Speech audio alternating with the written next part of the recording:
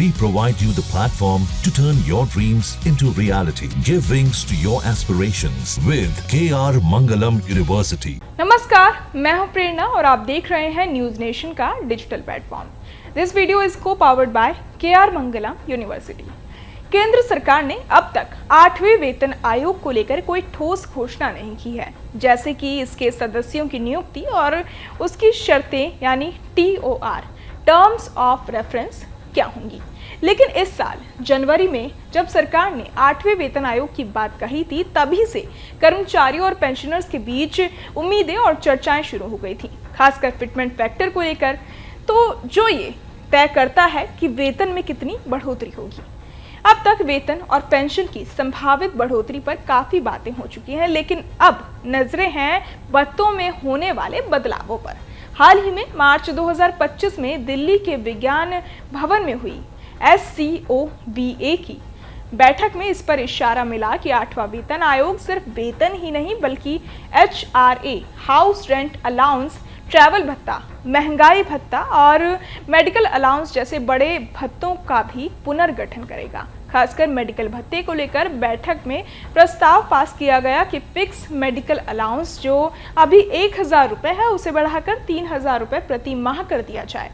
इसकी वजह ये बताई गई कि आज की बढ़ती महंगाई और इलाज के खर्च को देखते हुए 1000 रुपये बेहद कम है और बहुत सारे पेंशनर्स लंबे समय से इसकी मांग कर रहे थे। उम्मीद की जा रही है कि ये बदलाव 1 जनवरी 2026 से लागू किया जाएगा और इसे वेतन आयोग की शर्तों में शामिल किया जाएगा, ताकि ये सिर्फ सुझाव न रह जाए बल्कि आधिकारिक फैसला बन जाए।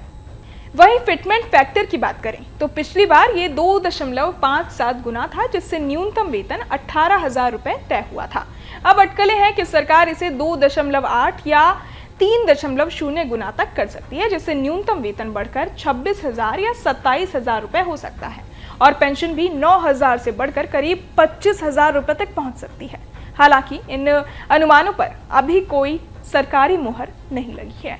इसके अलावा HRA और यात्रा भत्ता जैसे अन्य भत्तों की नई दरों और ढांचे पर भी सरकार विचार कर रही है।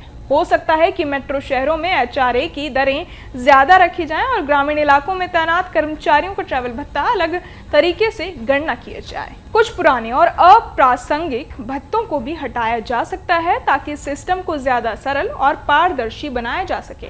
इसके साथ साथ एक और बड़ा बदलाव जो चर्चा में है वो है DA यानी महंगाई भत्ते को मूल वेतन में मिला देने की योजना, जिससे कुल वेतन पर भले ही असर ना पड़े लेकिन भविष्य में DA बढ़ने की दर कम हो सकती है। हालांकि सबसे बड़ा सवाल यही है कि आखिर ये सब कब लागू होगा, क्योंकि अब तक आयोग की औपचारिक घोषणा नहीं हुई है और ना ही TOR नोटिफाई हुआ है। इसलिए ऐसा माना जा रहा है कि आयोग बनने से लेकर उसकी सिफारिशों के लागू होने तक 18 से 24 महीने का समय लग सकता है। ऐसे में संभावना है कि ये सारी सिफारिशें 1 जनवरी 2026 से लागू ना होकर थोड़ी देरी से आएं, लेकिन जब भी लागू हों 1 करोड़ से ज्यादा कर्मचारियों और पेंशनर्स को इसका सीधा फायदा मिलेगा। इसलिए सबकी नजरें फिलहाल सरकार की अगली घोषणा पर टिकी हैं।